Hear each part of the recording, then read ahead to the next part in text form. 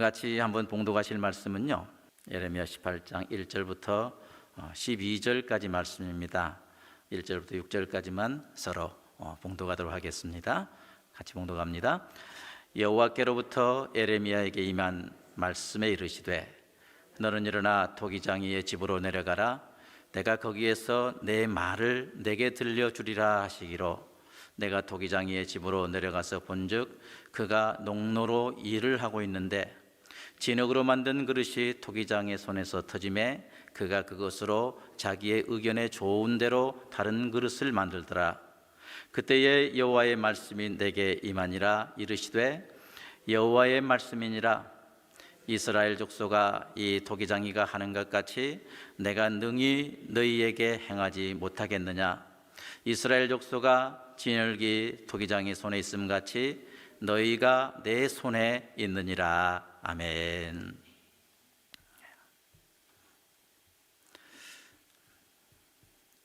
그 한국 경기도에 그 광주라는 도시와 또 이천이라는 도시와 그 여주라고 하는 도시가 있는데요, 이 세 도시는 한 가지의 공통점이 있습니다.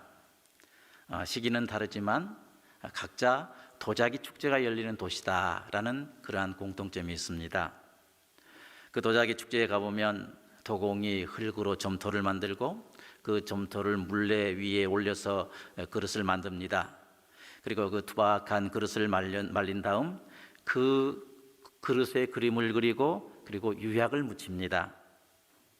그런 다음에 큰 가마에 넣어서 초벌구이와 재벌구이를 하고 도자기를 꺼냅니다. 도자기를 가마에서 꺼낸 도공은 도자기 이곳저곳을 살펴봅니다. 그러더니 갑자기 망치를 들고 그 손에 들고 있는 도자기를 깨버립니다. 또 그 다음에 또 이 가마에 있는 도자기를 꺼내서 여기저기 살피다가 또 이렇게 깨버립니다. 또 이렇게 가마에 있는 그 도자기를 꺼내서 여기저기 살펴보더니 또 깨버립니다. 깰 때마다 옆에서 보고 있는 저희들은 마음이 그냥 움찔움찔합니다. 우리 보기에는 너무너무 완벽한 도자기 같은데 그 도자기를 이 도공은 깨버리는 것입니다. 그래서 안타까워서, 아니 그 좋은 도자기를 왜 깨버립니까? 하면 어떤 도공들은 뭐 들은 채도 안 하고요, 또 어떤 도공은 씩 웃고 그냥 이렇게 자기 하는 일을 계속하는 것을 볼 수가 있습니다. 이처럼 도자기를 깨버리는 것은 도공의 마음입니다. 어떤 부분이 이제 마음에 안 들면 그냥 사정없이 이 도자기를 깨버립니다. 이것은 바로 도공의 주권입니다. 오늘 본문에도 보면 토기장이가 농로, 다시 말해서 물레에서 토기를 빚고 있는 그러한 모습을 볼 수가 있습니다. 그런데 자세히 보면 농로 위에 있는 토기가 조금이라도 잘못 빚어져서 마음에 들지 않으면 어떻게 해요? 금세 이 토기장이는 다른 토기로 이렇게 변경해서 만들고 있는 그러한 모습을 볼 수가 있습니다. 3절 하반절부터 4절에 보면 그가 농로로 일하는데 진흙으로 만든 그릇이 토기장이의 손에서 터지매 그가 그것으로 자기 의견에 좋은 대로 다른 그릇을 만들더라 라고 했습니다. 여기 터지매라는 이 말은 다른 성경에 보면 그 파상하매라는 이런 말로 되어 있는데, 이 원어 그 이 샤트라는 뜻은요, 멸망하다, 부패하다, 그런 의미를 가지고 있습니다. 지금 토기장이가 어떤 의도를 가지고 이제 진흙으로 토기를 만들고 있는데 그 진흙이 너무 딱딱하게 굳어 있거나 또 아니면 그 안에 돌이 이렇게 박혀 있거나 혹은 그 점토가 이 흙이 변질되어 있으면 만든 것을 즉각 중단하고 어떻게 합니까? 자기의 의견에 선한 대로 다른 토기를 이렇게 만들어 버렸던 것입니다. 그리고 그가 만든 그 토기가 마음에 들지 않으면 그 즉시 깨버린 그러한 모습을 볼 수가 있어요. 하나님께서는 선지자 예레미야에게 바로 이 토기장이의 집으로 내려가라 라고 이렇게 말씀을 하십니다. 그리고 토기장의 집에서 내가 너에게 할 말이 있다 라고 하나님은 이렇게 말씀하십니다. 2절 하반절에 보니까 그랬습니다. 내가 거기에서 내 말을 내게 들려주리라 라고 하나님은 말씀하십니다. 여기 토기장이의 집은 이제 그 뭡니까, 예루살렘 남쪽에 있는 그 흰놈 골짜기에 있었던 것으로 우리가 추정할 수가 있습니다. 이스라엘 민족이 이 이 토기를 본격적으로 사용하게 된 때는요, 가나안 정착 이후에서부터 이 토기를 사용했다라는 이런 역사적인 기술이 있습니다. 그 전에는 이 이스라엘 백성들이 바로 유목민이었기 때문에 이 가죽 부대나 나무 그릇을 사용해서 그들의 생활을 이렇게 이어나갔습니다. 그러나 그들이 가나안에 이제 정착한 다음에 가나안 사람으로부터 그 토기 제조법을 배워서 그 다음부터 이 토기를 사용했던 것을 역사를 통해서 우리는 알 수가 있습니다. 토기장의 집으로 내려가라 하신 하나님의 말씀에 순종해서 선지자 예레미야는 흰놈 골짜기에 있는 이 토기장의 집에 도착했습니다. 그리고 농노회에서 토기를 만들고 있는 토기장이를 보았던 것입니다. 그러면 왜 하나님께서 선지자 예레미야에게 토기장이의 집으로 내려가라 이렇게 말씀하셨을까요? 제가 여주 이천 광주에서 이 도자기 관광을 했던 것처럼 하나님께서도 선지자 예레미야에게 가서 도자기 관광해라 이런 목적으로 토기장의 집으로 내려가라고 하셨을까요? 왜 내려가라고 하셨습니까? 선지자 예레미야가 토기장이의 집에 도착했을 때 하나님의 말씀이 예레미야에게 임했던 것입니다. 본문 6절에 여호와의 말씀이니라 이스라엘 족속아 이 토기장이가 하는 것 같이 내가 능히 너희에게 행하지 못하겠느냐? 이스라엘 족속아 지늘기 토기장이의 손에 있음 같이 너희가 내 손에 있느니라 라고 하나님은 말씀하십니다. 이스라엘 족속아 지늘기 토기장이 손에 있음 같이 너희가 내 손에 있느니라. 바로 이 말씀은 하나님과 그 유다의 그 관계가 토기장이와 토기의 진흙의 관계라는 사실을 규정해주고 있습니다. 여기에서 토기장이는 하나님을 가리키고 진흙은 이스라엘 백성을 가리킨다라고 켈빈은 그렇게 정의를 하고 있습니다. 토기장이는 이제 흙을 가지고 어떤 그릇을 만드는 데 있어서 흙이 지금 어떻게 생각하고 있을까? 이것 따지면서 토기 만들지 않습니다. 살펴볼 필요도 없이 이 토기장이의 생각대로 그릇을 만드는 것입니다. 토기장이 마음대로 만드는 것입니다. 마찬가지입니다. 하나님께서는 선지자 예레미야를 통해서 이 사실을 나타내고자 하신 것입니다. 토기장이신 이 하나님만이 유다의 참 주인이시고 그리고 유다를 비롯해서 모든 사람들의 운명을 좌우하는 그 주체라는 사실을 이 비유를 통해서 밝혀 드러내고자 하신 것입니다.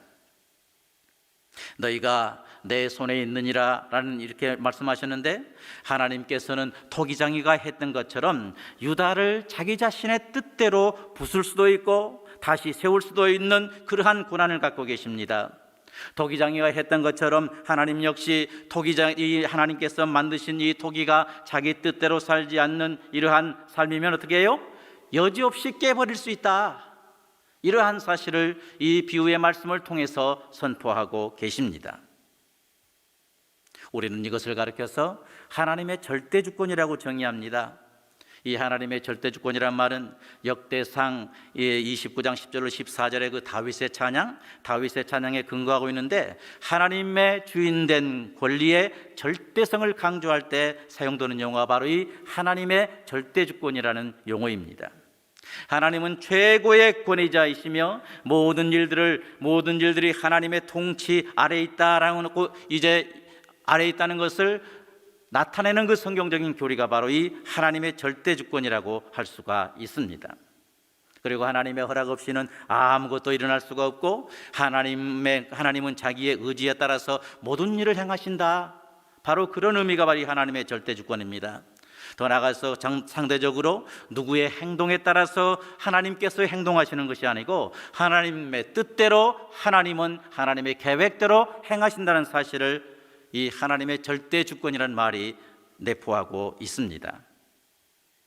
이 토기장의 비유는 우리가 잘 알고 있는 사도 바울이 로마서 9장 21절에서도 인용한 것을 볼 수가 있는데 바울은 사람의 구원에 있어서 사람을 구원함에 있어서 하나님의 절대적 주권을 강조하기 위해서 이 토기장의 비유를 인용한 것을 볼 수가 있습니다.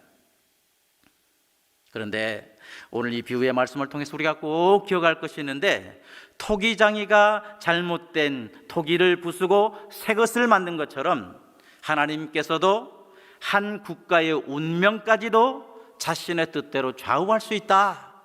이것을 이 비유의 말씀을 통해서 나타내주고 계십니다. 일 개인의 뿐만 아니고 모든 국가에까지도, 모든 국가의 운명까지도 하나님의 의지대로 좌지우지하실 수가 있다. 이러한 사실을 지금 나타내주고 있습니다. 특히 유다 나라는 하나님과의 그 언약 관계에 있기 때문에 이 하나님의 절대 주권이 유다에게 철저하게 적용되고 있었습니다.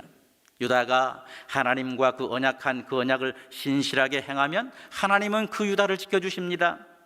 그러나 유다가 이 하나님과 맺었던 이 언약을 파기하면 그 책임을 물어서 유다를 부숴버릴 수 있다고 하는 이러한 권세가 하나님께 있었습니다.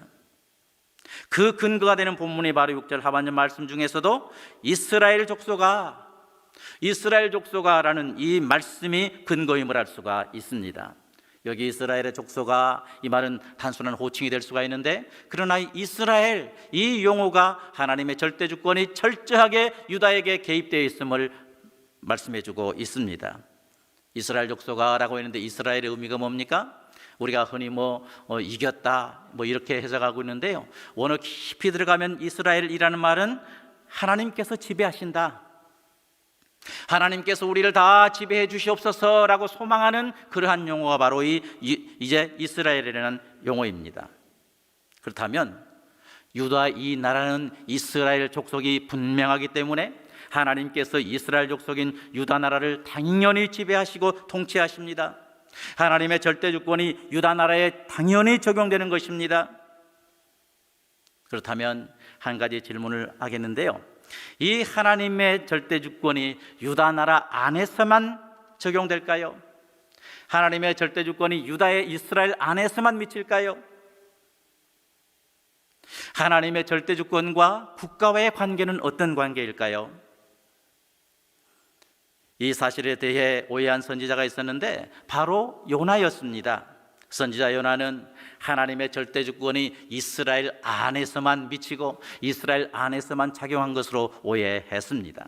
그렇기 때문에 니느웨에 가서 하나님의 회개의 말씀을 전파하라 라고 하나님께서 말씀하실 때 이스라엘만 떠나면 하나님의 주권이 미치지 않기 때문에 나에게는 아무런 이상이 없을 거다 생각하고 이스라엘을 떠나기 위해서, 다시스를 가기 위해서 욥바를 향해서 내려가는 요나의 모습을 볼 수가 있습니다. 기억해야 됩니다.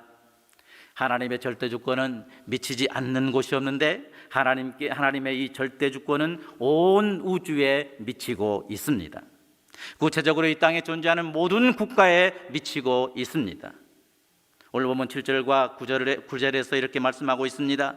먼저 7절에서 뭐라고 그랬어요? 내가 어느 민족이나 국가를 뽑거나 부수거나 멸하려고 할 때에 라고 했습니다. 그리고 9절에서 뭐라고 그랬습니까? 내가 어느 민족이나 국가를 건설하거나 심으려고 할 때에 라고 말씀하고 있는데, 하나님께서는 어느 민족이나 국가를 뽑아버릴 수가 있습니다. 부숴버릴 수가 있습니다. 멸하실 수도 있는 그러한 분이십니다. 반대로 하나님은 어느 민족이나 국가를 이제 창설하거나 또한 건설하거나 또 심기도 하시는 그러한 하나님이십니다. 모든 국가의 흥망성쇠가 하나님의 절대 주권 영향 아래에 있다는 사실을 우리는 이 본문을 통해서 알 수가 있습니다. 그렇다면 꼭 기억하십시다. 우리 개인의 삶뿐만 아니고 하나님의 모든 절대 주권은 이 땅에 존재하는 모든 국가에도 당연히 미친다는 사실을 기억하는 우리 모두가 되시기를 바랍니다. 우리가 흔히 신적인 기관 하면 우리는 가정과 교회를 이렇게 정의합니다. 당연합니다. 하나님은 구속을 위해서 특별히 특별은총의 어떤 신적인 기관을 만드셨는데 가정을 만드셨습니다. 그리고 교회를 만드셨습니다. 그러나 개혁주의에서는 이 신적인 기관에 대해서 정의할 때 국가를 하나 더 이제 정의한 걸 볼 수가 있습니다. 국가 역시 하나님께서 만드셨다, 이렇게 정의합니다. 국가 역시 그 기원과 목적이 하나님께 있기 때문이다 라고 그들은 말합니다. 단 교회와 가정과 또 국가의 어떤 차이점이 있다면 가정과 교회는 특별 은총적인 측면에서의 신적인 기관이다. 그러나 국가는 일반 은총적인 측면에서 신적인 기관이다. 하나님께서 해와 이 비를 이제 의인과 선인에게 다 이렇게 주신 것처럼 이런 일반 운총적인 측면에서 하나님께서 국가를 세우셨다라고 이렇게 개혁주의자들은 말하고 있습니다. 이것이 차이점입니다. 특별히 국가의 기원에 대해서 말할 때 아담의 범죄로부터 국가의 기원이 올라간 걸 볼 수가 있습니다. 하나님께서 이제 하나님 앞에서 아담과 하와가 범죄했는데 아담과 하와의 범죄로 인해서 인간 자신도 자기 자신의 죄악된 그 의지를 다스릴 수 없게 되었습니다. 모든 이 세상이 저주를 받게 됐습니다. 하나님께서 지으셨던 보시기에 좋았더라 하신 이러한 말씀이 이 세상에서 사라져버렸다 그 말입니다. 인간은 자기 의지대로, 자기 죄악된 의지대로 행합니다. 그리고 무질서하게 살아갑니다. 이 세상에 당연히 있어야 될 그 영적인 질서, 또한 일반적인 질서가 죄악된 사람으로 인해서 파괴되어 버리고 도저히 수행되지를 못하는 그런 지경이 되어 버렸습니다. 가인이 그 한 예 아닙니까? 그리고 이 죄악된 이 사람으로 말미암아 이 세상은 공적인 질서를 유지할 수 있는 그런 능력도 상실해 버렸습니다. 그렇기 때문에 하나님께서는 국가라는 이 방법을 생각하신 것입니다. 그래서 하나님은 일반 운총적인 측면에서 국가기관을 설립하셔서 인간의 죄악된 의지를 제재하고 사회가 공적 질서를 어느 정도 유지해 나갈 수 있도록 의도하시고 그러한 목적 가운데 국가를 만드신 것입니다. 이처럼 개혁주의자들이 말하는 것처럼 국가는 인간의 죄악된 의지를 제재하고 공적 질서를 유지해 나가며 안녕을 구가하기 위해서 일반 운총적인 측면에서 하나님께서 설립하셨다라고 개혁주의자들은 말하고 있습니다. 그러므로 모든 교회와 성도는 국가가 그 설립의 목적을 잘 수행할 수 있도록 기도해야 된다라고 이렇게 성경은 말씀하고 있습니다. 로마서 13장 4절에도 보면 사도 바울이 이렇게 말합니다. 모든 국가는 하나님께서 세우신 것이고 그들의 그 정치적인 어떤 권세는 하나님으로부터 주어졌다라고 사도 바울은 말합니다. 그는 하나님의 사역자가 되어 내게 선을 베푸는 자니라. 그러나 내가 악을 행하거든 두려워하라. 그가 공연히 칼을 가지지 아니하였으니 곧 하나님의 사역자가 되어 악을 행하는 자에게 진노하심을 따라 보응하는 자니라 라고 했습니다. 국가의 성격을 말해주고 있습니다. 악을 행하는 자에게 악을 절제하도록 하기 위해서, 공적인 질서를 유지하도록 하기 위해서 하나님께서 국가를 만드셨다. 그렇기 때문에 교회와 성도는 어떻게 합니까? 이제 1절에 있는 그 말씀처럼 각 사람은 위에 있는 권세들에게 복종하라. 권세는 하나님으로부터 나지 않음이 없나니 모든 권세는 다 하나님께서 정하시는 바라라고 말씀했습니다. 사도 베드로도 동일한 그러한 내용의 말씀을 하고 있습니다. 국가를 통해 이런 인간의 죄악된 의지가 제재되고 공적 질서가 잘 유지되어 나갈 때 하나님은 그 국가를 더욱더 굳건하게 심으시고 더 번성하게 하실 것입니다. 그리고 국가를 통해 지상에 있는 하나님의 도성인 교회 역시 하나님으로부터 받은 사명, 이 선교의 사명을 순적하게 감당하게 될 줄을 믿습니다. 그럼에도 불구하고 국가가 국가의 존재의 목적을 제대로 수행하지 못하면, 더 나아가서 가이사가 오히려 하나님의 것을 뺏으려고 하는 그런 상황이 되면 어떡합니까? 국가의 설립자이신 하나님께서 그 국가를 뽑아버리십니다. 오늘 말씀처럼 부숴버리십니다. 멸하시기도 하십니다. 만약에 국가가 아니면 그 국가를 운영하고 있는 위정자들을 뽑아버리십니다. 그런 방법을 통해서 하나님의 뜻을 이룰 수 있는 국가로 만드신 것을 볼 수가 있습니다. 이처럼 하나님의 절대 주권은 유다 나라뿐만 아니라 이 땅에 존재하는 모든 나라에게 적용된다는 사실을 여러분 믿으시기를 바랍니다. 그렇다면 성도는 이 땅에 존재하는 모든 국가들이 존재 목적을 제대로 감당할 수 있도록 하기 위해서 간절히 기도해야 됩니다. 위정자들이 하나님의 방백으로서의 사명을 잘 감당할 수 있도록 항상 기도해야 됩니다.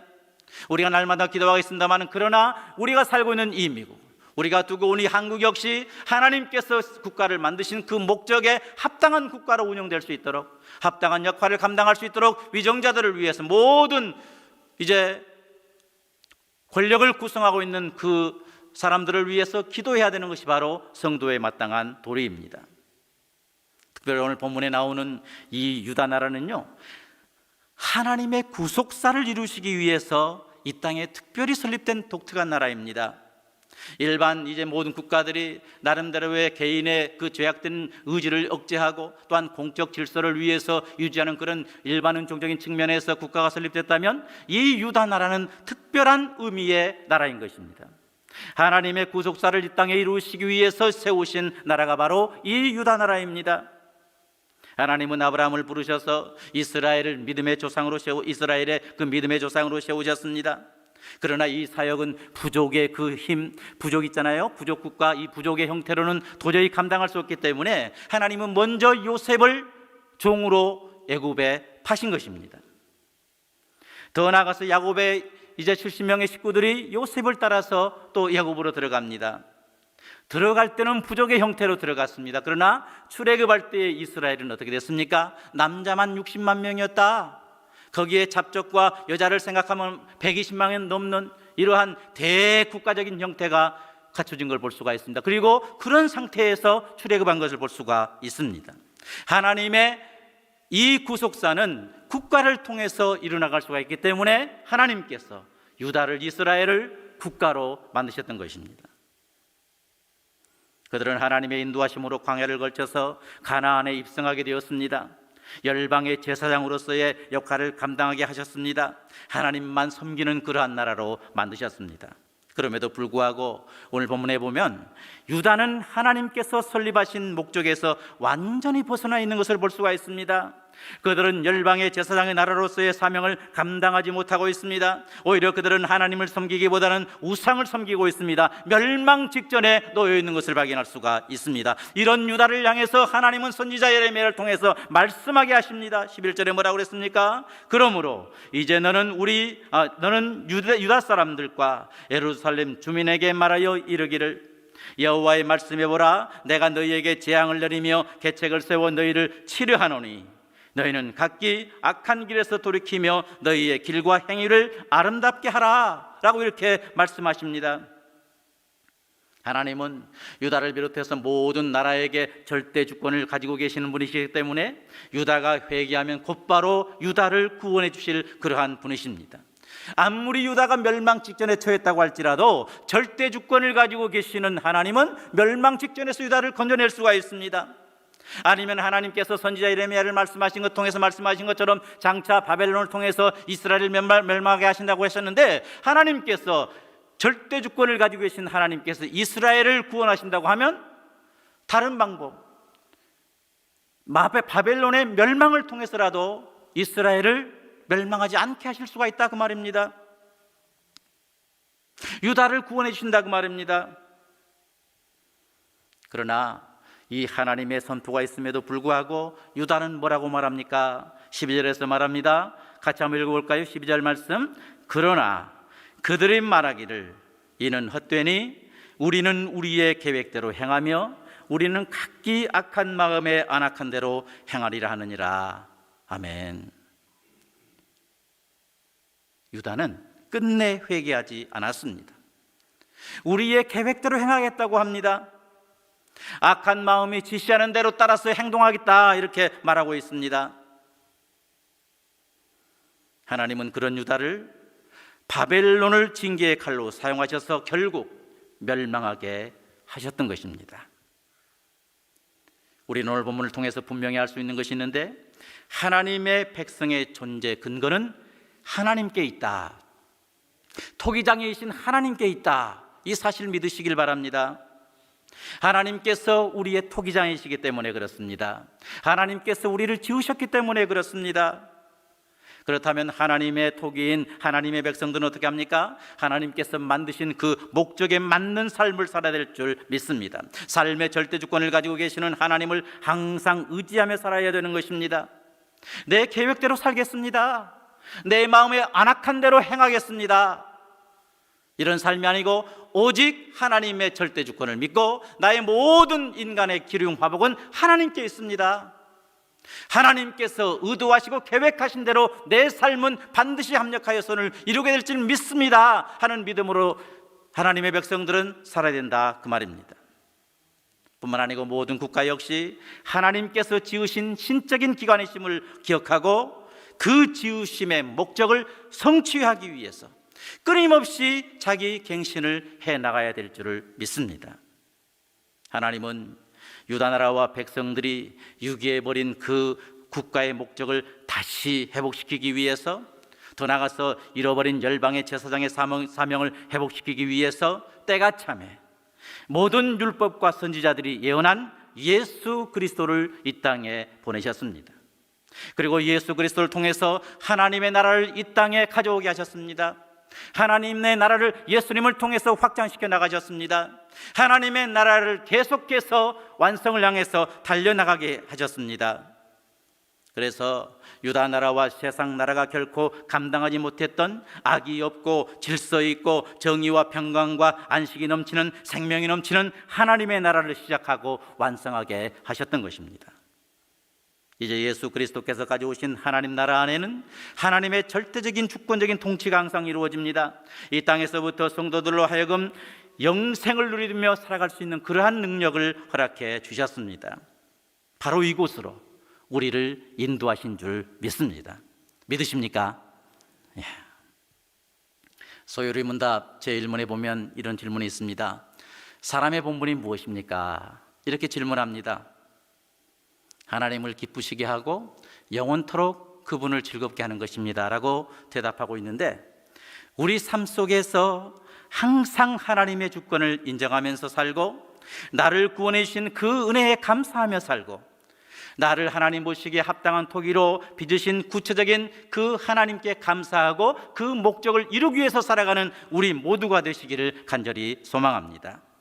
그리고 국가를 만드신 그 하나님의 목적, 이 하나님의 목적이 우리가 살고 있는 이 미국과 한국과 전 세계에 온전히 이루어질 수 있도록 간절히 기도하는 우리 모두가 되시기를 간절히 소원합니다.